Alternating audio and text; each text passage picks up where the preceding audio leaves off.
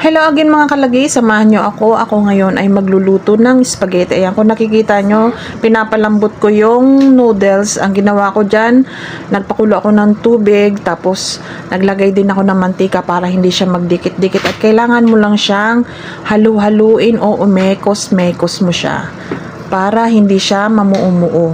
At syempre mag-iihaw din kami ng baboy, may narinate yan ni Joy. At syempre siya din ang magluluto niyan. Ako ang magluluto ng spaghetti.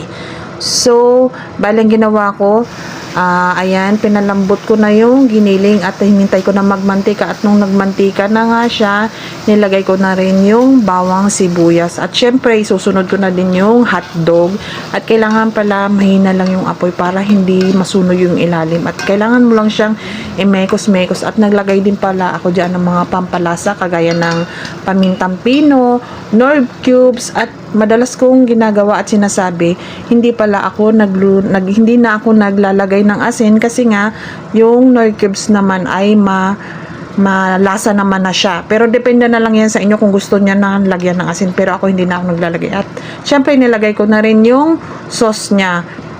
At naglagay din pala ako dyan ng asukal, unti lang. At syempre ilalagay ko na rin tong gatas. Pag nagluluto ako ng spaghetti, naglalagay talaga ako ng gatas para malinamnam talaga siya. I-try nyo yung ganito, sobrang sarap niya.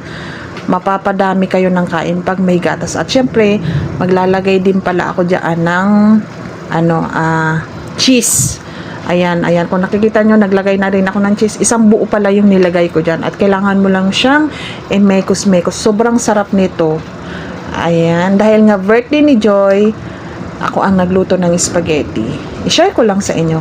So, baka mapanood nyo to late upload na. So, yan lang. Thank you for watching.